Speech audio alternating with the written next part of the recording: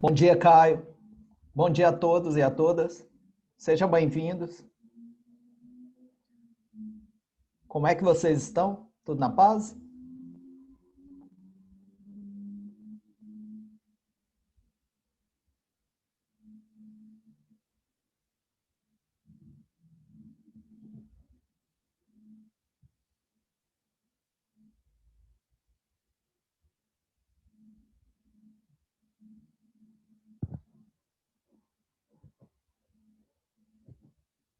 Bom dia, professor.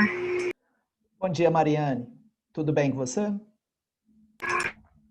Uai, tô bem, o senhor? Tô ótimo, tudo na paz.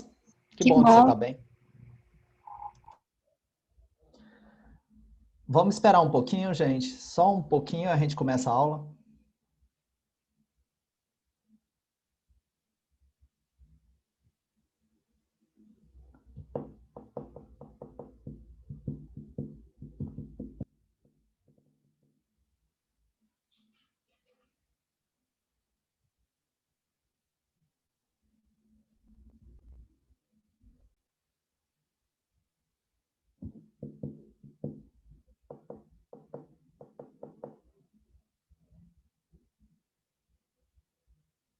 Bom dia, professor.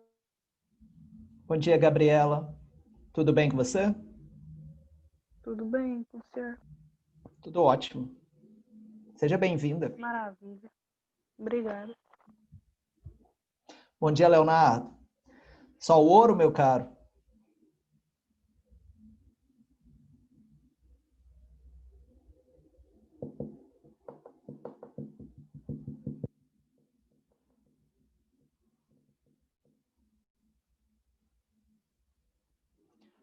Tudo na paz, tudo sossegado aqui.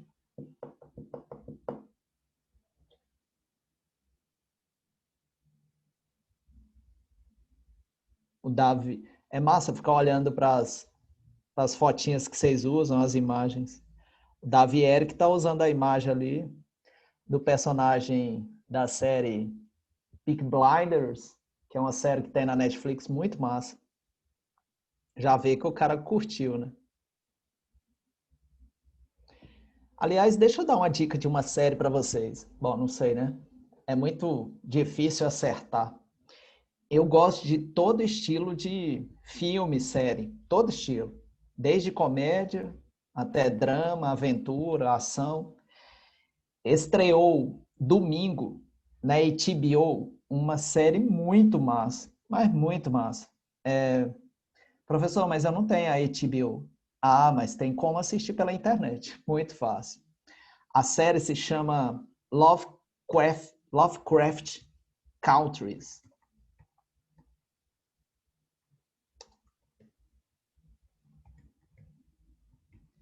Eu acho que é assim que escreve. Nossa, mas é muito bom. Mostra os Estados Unidos na década de... Pois não, Anderson? Não, eu apertei sem querer, porque eu apertava Ah, bate-papo pra eu ver lá de o nome da boa, série. de boa. Mostra os Estados Unidos antes do fim das leis de segregação. Então, nos Estados Unidos ainda havia a segregação entre brancos e negros. E aí, três personagens viajam num carro por alguns estados dos Estados Unidos, fazendo um guia de onde os negros podem ir e onde eles não podem ir, onde eles morreriam pela Ku Klux Klan e onde não. Só que em algumas regiões tem monstros, mas os caras não sabiam disso. É uma viagem, mas é muito bom. Ele é produzido. Oi, Alice. Bom dia. Estou ótimo. E você, como é que você está? O produtor é o Jordan Peele. Que bom que você está bem. Massa, seja bem-vindo. O Jordan Peele fez dois filmaços. Eu acho que vocês já devem ter assistido. Um é o Corra, filme de terror e questões sociais. E o outro filme é o Nós, ou na tradução em inglês, Us.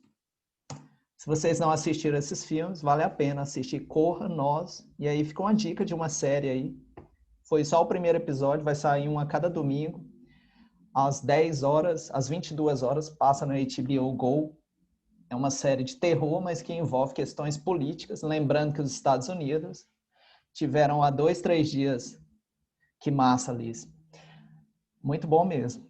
Tiveram há 2, 3 dias o assassinato com 7 tiros de outro negro. Os movimentos Black Lives Matter continuam. Então é uma série muito atual, assim. Bom, vamos começar a aula. Antes de mais nada, um ótimo dia para vocês, uma ótima semana. Obrigado pela participação de vocês. Quem estiver chegando, pode chegar, é sempre bem-vindo. Nós continuamos na apostila, né, no capítulo 1. Vou escrever aqui novamente para sempre registrar o trabalho nas diferentes sociedades. Professor, uma pergunta. Pois não, Gabriela? É porque eu não lembro se semana passada eu assisti a aula ou não. Eu acho que eu perdi sua aula. Mas tem alguma tarefa da semana passada que é para entregar essa semana ou de alguma outra semana para essa semana? Não, até agora eu não passei nada. E, inclusive, eu devo colocar apenas uma atividade no portal, uma atividade objetiva, em que por lá mesmo vocês vão responder como se fosse a prova, mas não é a prova. Ela vai ficar aberta até o dia da prova. Francisco, quando é que você vai colocar ela? Ainda não sei. Mas não se preocupe com o prazo. Ela vai ficar lá de boa, tal, algumas questões simples, só para registrar que nós fizemos alguma atividade. Não se preocupem com notas. Vocês não vão ter que fazer aquele tanto de atividades. Eu não mudei o meu jeito de pensar. A pandemia está aí. Não é porque a mídia, os governos diminuíram tanto de falar dela que ela desapareceu. Muito pelo contrário. A crise econômica está aí. Vocês devem estar enfrentando uma série de questões em casa, com a família. E ainda tem essas aulas remotas. Do lado de cá também não está fácil para os professores. Do lado daí também não está fácil para os estudantes. E eu assumi a postura de não ficar passando tanta atividade, que o momento é delicado e tal. Mas vou passar uma atividade pela plataforma. Então, Gabriela e 38 participantes ainda não tem atividade, mas ela vai ficar lá na plataforma, vai ser bem tranquilinha. Tudo bem, Gabriela? Tá bom, tudo bem, obrigada. Por nada. Gente, nós estamos no tópico As Bases do Trabalho na Sociedade Moderna. Qual página que está isso? Na página 8, 9 e 10. Hoje eu vou terminar de explicar o capítulo 1. Essa parte que eu estou explicando agora, ela estará na prova de vocês. As bases do trabalho na sociedade. Eu já expliquei uma vez e agora eu vou terminar de explicar. Concentra e vamos começar a aula para ela passar rapidinho e ser uma aula legal, interessante. Vocês se lembram que semana passada eu comecei a aula perguntando para vocês o que era produção? Logo em seguida, eu perguntei o que era produtividade. Aí, eu perguntei para vocês, na relação entre produção e produtividade, falta uma variável. Qual é essa variável? Alguém que eu não me lembro, infelizmente, falou tempo. Exatamente. Que massa. Aí a gente fez uma discussão sobre isso. E é importante esses 3 conceitos. Eu estou colocando pontos de interrogação só para você ficar, mas a gente já definiu o que é. Bom, depois a gente fez uma discussão sobre o que é o conceito de salário. Foi muito massa essa discussão. Depois a gente fez uma discussão sobre a diferença entre preço e valor. Depois fizemos uma discussão sobre a diferença entre produto e mercadoria. Lembrando que se você olhar na apostila, essa discussão não vai estar aí na apostila. Ué, Francisco, então por que vai cair algo que não está na apostila? Simples. Porque não é sempre e eu diria que quase sempre os materiais didáticos, os livros didáticos, eles só querem informar e não esclarecer. Então, há uma diferença muito grande. Eu costumo sempre fazer uma reflexão. Há uma diferença muito grande entre ver e enxergar. Nós somos educados desde crianças a vermos, mas só com muito estudo, com muita reflexão, com muito sofrimento, com muita vida prática, vivendo mesmo, é que nós passamos, além de ver, começar a enxergar as coisas. Porque ver, todo mundo vê. Professor, eu tenho um conhecido que é cego. Às vezes ele enxerga mais do que você que tem os dois olhos. Pedro, o produto é aquela coisa produzida e que ganha preço. A mercadoria é aquela coisa produzida que é o real valor. Basicamente é essa a definição que eu uso e que a sociologia define. Agora, se você for numa distribuidora ali em Campinas, pode ser que eles vão falar de quantidade e qualidade. Vai dizer assim, não, mercadoria é quantidade, produto é qualidade. Essa é outra definição, mas não é a que a sociologia dá. Então, se você pergunta para um vendedor, moço, qual o preço daquele tênis? Você está perguntando o produto. Agora, se você chega e fala, moço, qual o valor daquela mercadoria? Você quer saber os custos de produção. Se o cara for um vendedor ou um gerente entendido, ele vai te olhar e vai falar assim, esse cara quer pagar o valor real sem a taxa de lucro. É óbvio que o mercado não vai vender a mercadoria, porque senão ele não tem o que ele diz que é o lucro. Professor, é justo ter o lucro? Eu acho justo ter o lucro. O que eu não acho justo é lucros de mais de 500%, 300%, 200%. Vamos dar um exemplo, só para encerrar essa discussão. No carnaval do ano passado, alguns estudantes do SESI foram para as marchinhas, para os bloquinhos lá no Parque Vaca Brava. E eles me falavam que a água mineral estava a R$10 lá. Uma garrafinha de água mineral, na distribuidora, você paga nela na distribuidora, hein? Então, ali já tem o lucro. 39 centavos em cada um.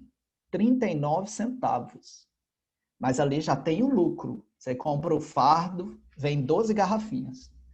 E aí os vendedores ambulantes vendem de R$2. Os caras ganham, então, R$1,51. Mas o vendedor lá, o dono da distribuidora, deve ter comprado ela por 10, 15, 20 centavos. Eu imagino. Agora, o cara que vendeu a R$10, professor, mas ninguém obriga ninguém a comprar. Tudo bem, mas se os caras combinam o preço em todas as banquinhas ao redor do carnaval, você vai morrer de sede. É um tipo de pressão. Você não vai beber a água do lago lá. Pois não, Jamile?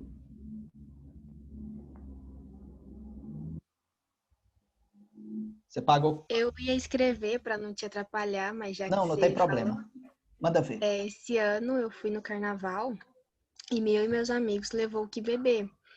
E aí, consequentemente, a nossa bebida ficou quente.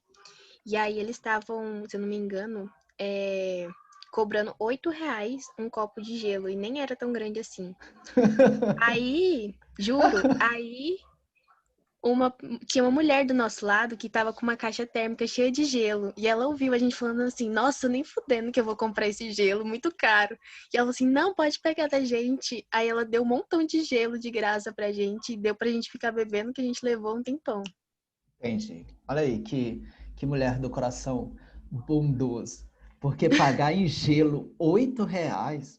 Tava muito caro. E o copo nem era grande, acho que era de uns 300 ml, não Olha lembro. aí, pequenininho. Às vezes Não, cabe só 2 pedras de gelo. nossa, sim, nossa, muito, muito pequeno. Então, massa, Jamile, essa participação. Que aí me ajuda a reforçar o que eu estou dizendo. Então, só para encerrar essa discussão. Se me perguntar se eu sou contra o lucro, eu não sou contra. Mas tem gente que cobra uma taxa de lucro que é injusta, é ofensiva à sociedade. Você fala assim, caramba, em que mundo você vive? E aí você percebe que para ele estar cobrando aquela taxa daquele tamanho, é porque tem gente com muito dinheiro disposta a pagar e nem vai fazer diferença. Só um dado para vocês. Goiânia é uma das cidades com a maior quantidade de milionários do Brasil. Goiânia é uma das cidades que tem a maior quantidade de concessionárias de carros importados do Brasil, proporcionalmente à quantidade de pessoas. É óbvio que São Paulo tem mais, mas São Paulo tem mais de 20 milhões de pessoas. Agora você pega proporcionalmente a 1.500.000 em Goiânia, a quantidade de vendas de carros importados. Quem que vai comprar um carro de 1 milhão? Não sou eu. Não imagino que seja alguém aqui. Professor, mas vende? Vende. Isso significa que tem gente com muito dinheiro. E é por isso que a gente pode ir num carnaval, de repente, e como a Jamile disse, alguém paga tranquilamente num copo com 3, 4 cubinhos de gelo, R$ 8. Faz sentido isso? Não faz. Tranquilo, Pedro, a definição do que é produto e mercadoria? Ótimo. Vamos entrar no núcleo da aula, então. Eu quero que vocês entendam que, ao longo da história, houve uma mudança da produção artesanal para a produção manufatureira, depois para a produção maquinofatureira, e atualmente vivemos... Exatamente, Gabriela. A Gabriela deu outro exemplo aí. Um pão de queijo no aeroporto é um assalto. É um assalto. Qualquer tipo de alimento num aeroporto, um cafezinho, você fala assim, caramba, velho, que é isso? E a produção que eles chamam de produção 4.0, que é a que vivemos atualmente, que mistura máquinas, inteligência artificial, robótica, automação, inteligência das coisas, engenharia inteligente, internet agora não é nem 4.0 mais, né? Estamos aí chegando na 5.0, está tendo a disputa entre a China e os Estados Unidos para ver quem que vai dominar a internet 5G. Imagina a velocidade de dados nesse novo tipo de internet. Isso é só o começo. Então, a gente já está vendo aí a expansão da internet por fibra óptica. Então, daqui a algum tempo, né? Isso aqui no Brasil, né? Porque na Europa, nos Estados Unidos, isso já aconteceu. Né? No caso, a internet por fibra. Bom, vamos lá para a definição de cada uma. O que é a produção artesanal? É aquela produção em que o produtor domina todas as etapas da produção de uma determinada mercadoria. Vou repetir. Professor, está na apostila? Não está. Produção artesanal é aquela produção em que o produtor ou a produtora domina todas as etapas da produção de uma determinada mercadoria. Percebam bem que eu falei mercadoria, eu não falei produto. Se ele domina todas as etapas, ele consegue dar o valor ao que ele produziu. E aqui tem um detalhe todo importante.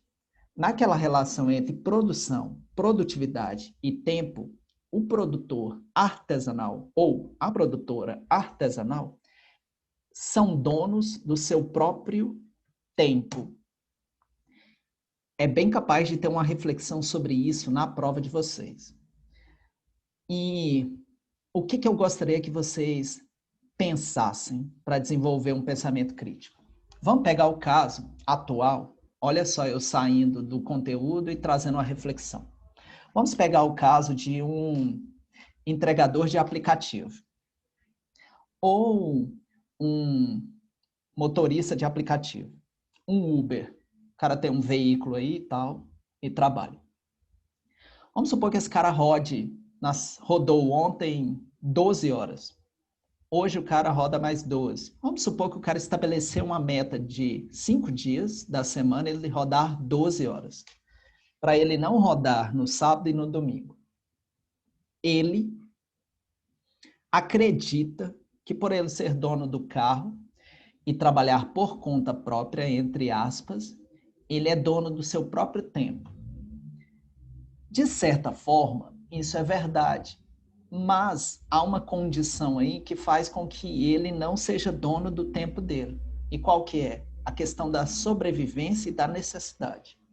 Se ele rodar na segunda e não for um dia muito produtivo, nem na terça, nem na quarta, nem na quinta, nem na sexta, a pressão por necessidades, vamos pensar comer, pagar aluguel, as contas, vai fazer com que mesmo esse cara, achando que ele é dono do tempo dele, que a pressão o obrigue a trabalhar num sábado ou num domingo.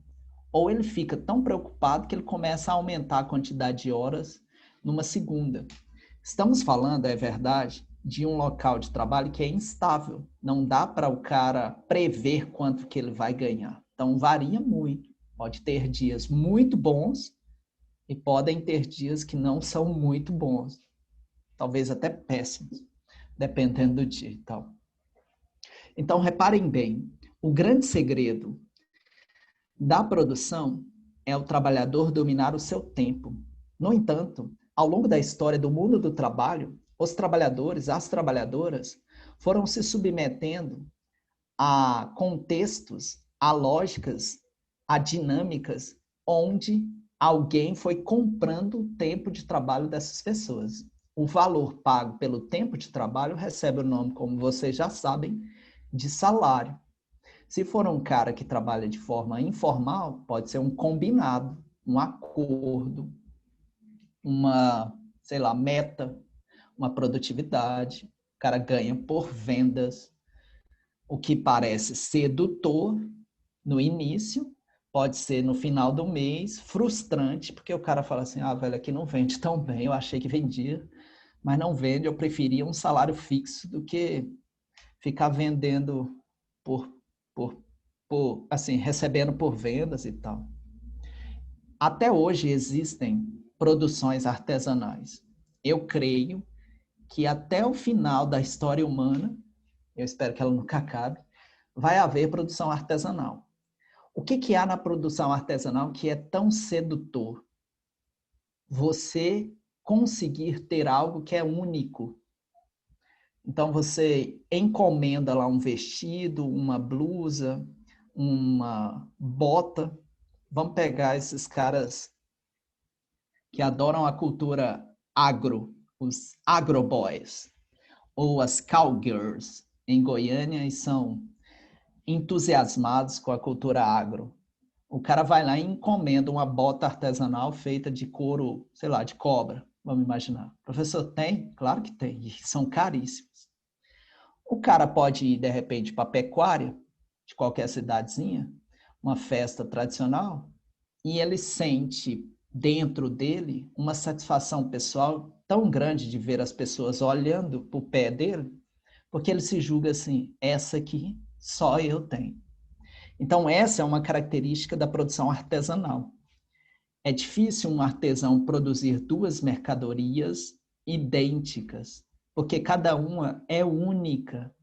O cara pode ser perfeccionista do jeito que for, mas sempre vai ter um micro aspecto, um detalhe, de um risquinho que seja, que faz com que aquela obra, aquela produção, aquela mercadoria seja única.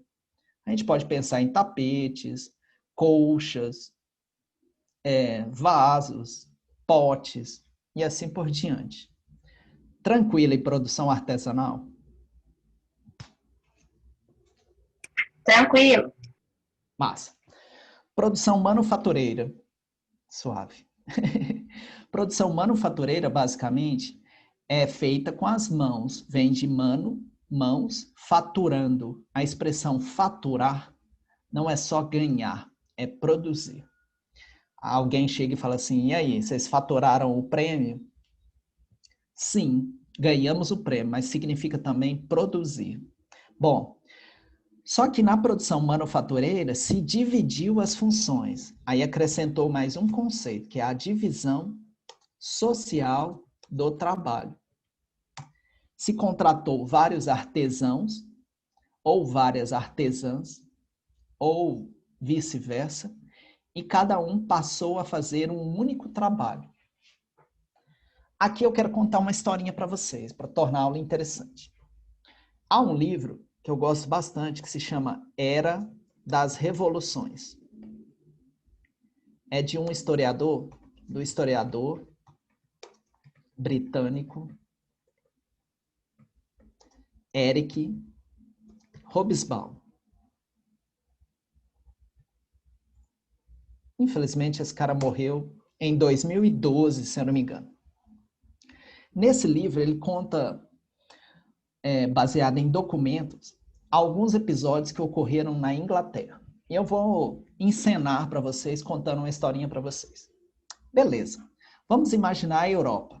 Eu sei que vocês já estudaram lá no 7º ano, no 8º, Idade Média. Pensa lá, caso você não lembre, de Game of Thrones, aquela série. Pense em alguma série que tem uma dinâmica medieval, ou algum filme, Senhor dos Anéis, tal. Pensa num camponês. O camponês está lá trabalhando, o cara trabalha pra caramba, não é um escravo, é um servo. Um belo dia, algumas coisas começam a mudar na região onde ele mora. Havia uma mata, havia uma floresta, havia um bosque, onde, aos finais de semana, ele saía para caçar, seja uma lebre, ou seja um coelho, seja um cervo, seja pescar, seja colher, seja, às vezes, achar alguns ovos, uma colmeia de mel, madeira, barro para esculpir alguma coisa, enfim. Um belo dia, quando ele está indo para a mata, ele percebe que a mata foi cercada. Há uma cerca, e ali tem uma placa dizendo... Placa, professor? Sim, já haviam placas. Dizendo que aquilo se tornou propriedade do Estado, ou do rei, ou do nobre. E depois que passa um tempo, ele ouve notícias de que a floresta foi posta ao chão, ou seja, foi derrubada. E no local da floresta foi plantada pasto. E um belo dia ele vê que alguns homens estão conduzindo um rebanho de ovelhas, de carneiros, para viverem naquela região onde antes era uma floresta. Ele acha estranho. Ao longo do tempo, algumas instalações começam a ser construídas ali. Um belo tempo, ele observando, vê que todos os carneiros estão pelados, ou seja, foram tosquiados. Ele acha aquilo muito estranho. Um belo dia, a cerca anda mais um pouquinho, 1 metro, 2 metros, 3 metros.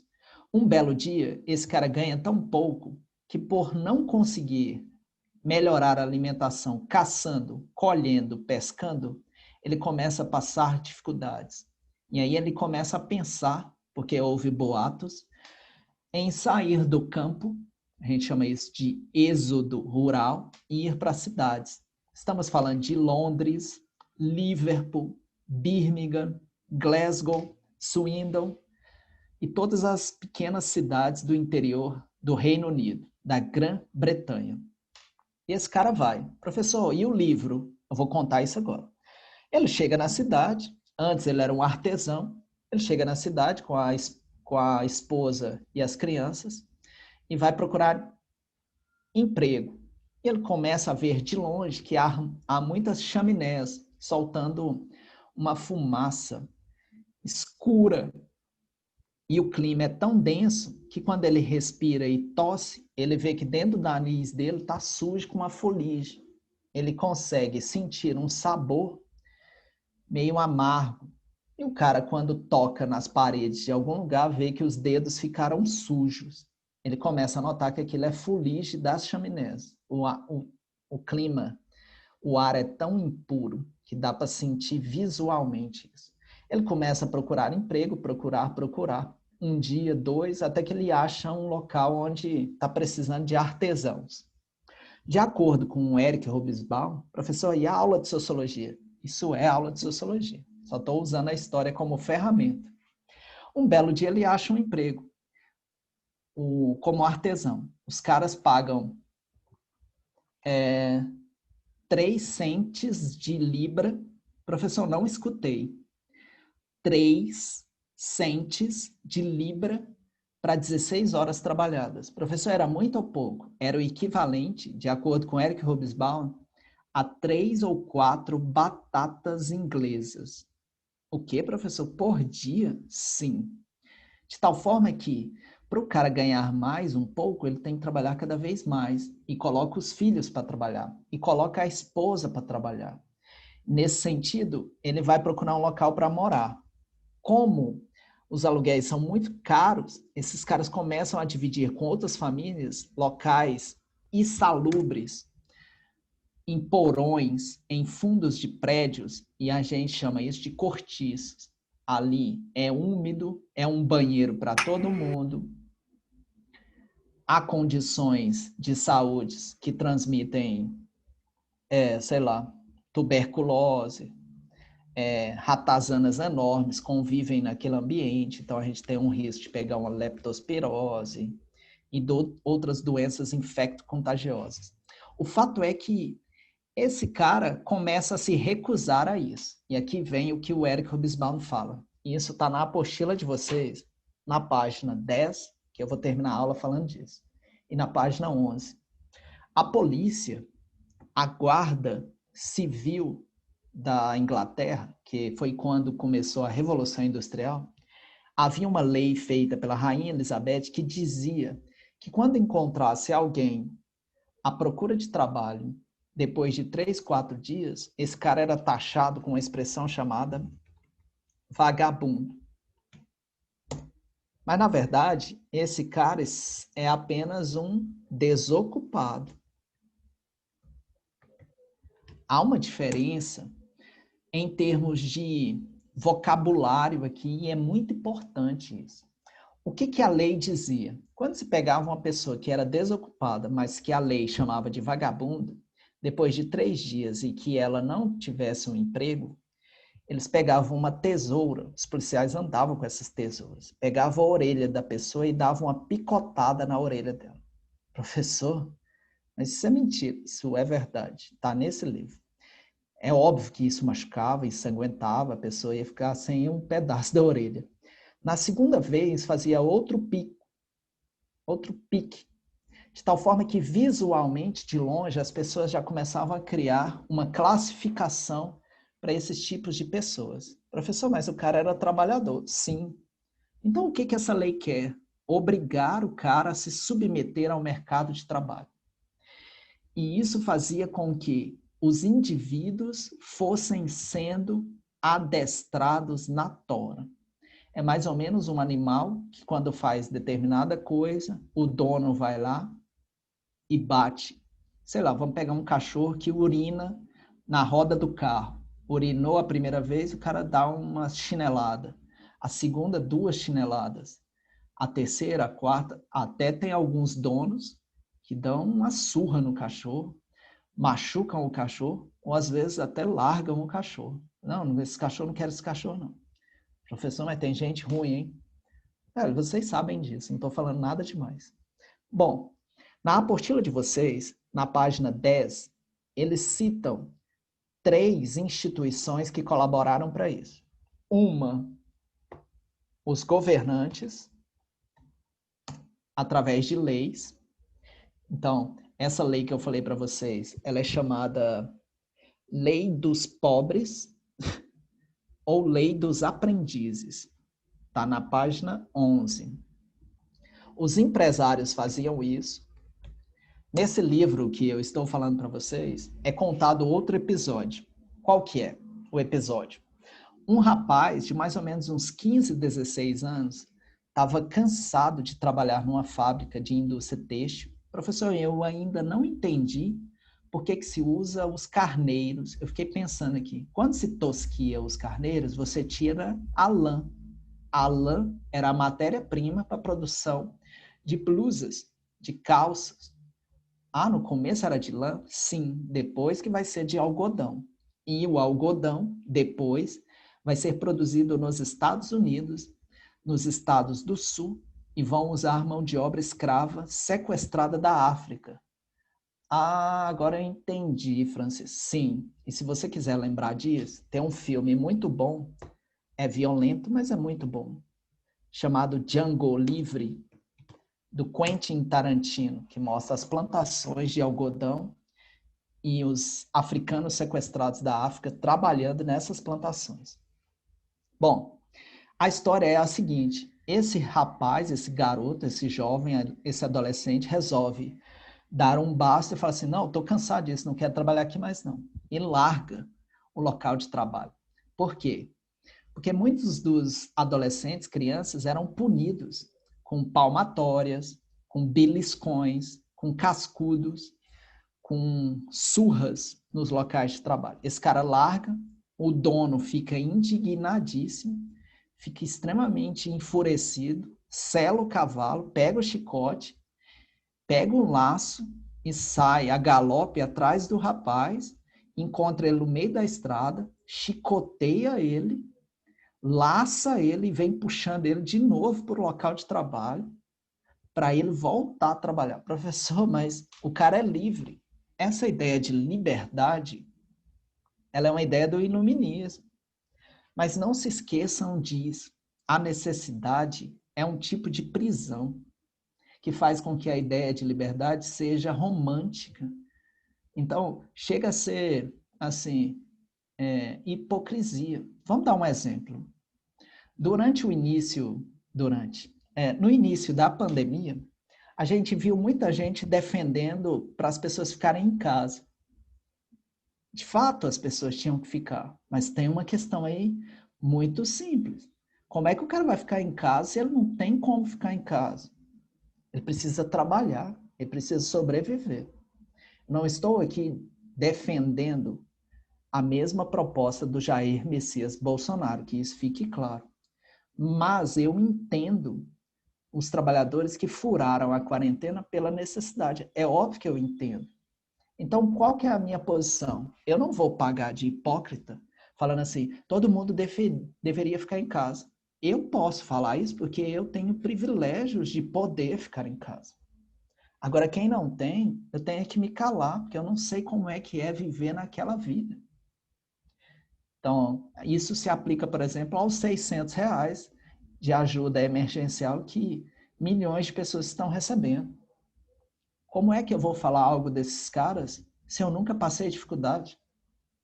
Eu posso ter passado dificuldades financeiras, mas nunca passei fome, que é totalmente diferente. Bom, além dos governantes e dos empresários, nós temos outra instituição. E aqui a aula vai terminar em alto nível. As escolas. Olha para mim, a aula está acabando. Quando você deixa de fazer uma tarefa, uma atividade, ou seja, um trabalho, que é uma produção, você é taxado como o quê? O indisciplinado, o não faz nada. Eu já ouvi em algumas escolas que eu trabalhei, não no SESI, o que não quer dizer que vocês não possam ter escutado. Ah, aquele aluno é vagabundo demais, não faz nada. O que a escola funciona? A escola funciona como o quê? Como uma instituição que vai adestrando desde a infância até a adolescência, criando graus de produção. Ou seja, aquele que faz tudo é tido como um modelo a ser seguido. Aquele que não faz nada é tido como um modelo de fracasso. Tanto é que tem professores que falam assim, ah, aquele ali ou aquela ali vai se dar bem, vai formar e tal. Ah, não, aquele ali vai virar trabalhador no McDonald's ou no supermercado. Como se o professor, como se a escola fosse capaz de dizer o destino de alguém. Isso é uma das piores coisas que a escola faz. Mas, por trás disso, de acordo com a apostila de vocês, está um processo de submissão ao mundo do trabalho, de fazer com que as crianças comecem a ver um valor positivo em trabalhar. Vamos citar 2 exemplos. Pega lá as fábulas. Pega o que, professor? Fábulas. As fábulas mais conhecidas são as fábulas de La Fontaine, ou La Fontaine, que é um escritor. Vale até a pena ler esse livro. As fábulas de La Fontaine. A mais conhecida é a fábula dos 3 porquinhos ou a fábula da cigarra e, se eu não me engano, das formigas.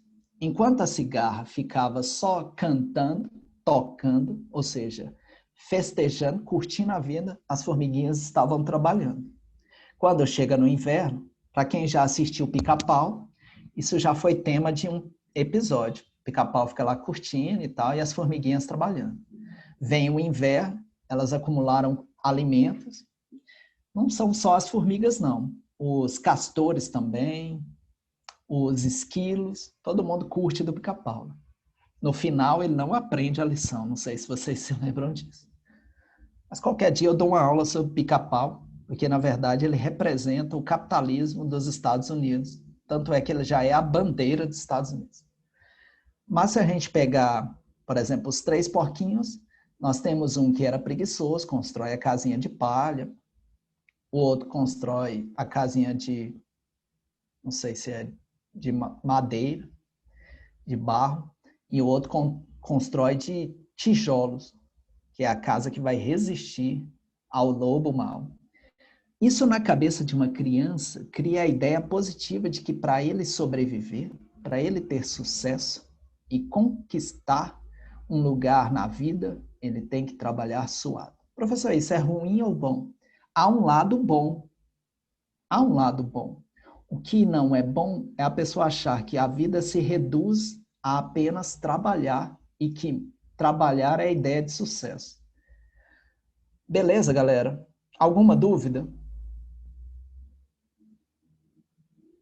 Não.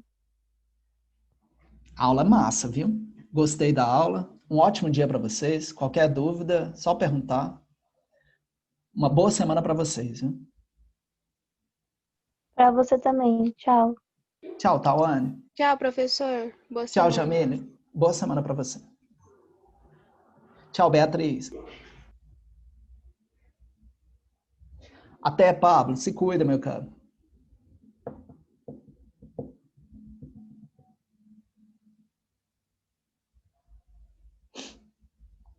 Falou, Caio.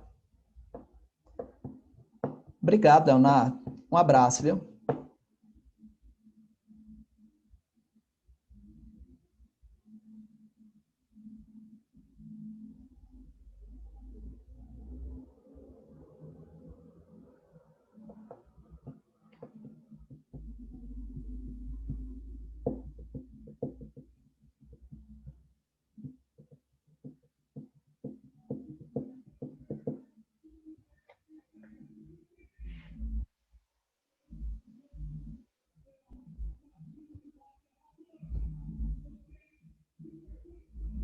Tchau, tchau, galera. Até mais.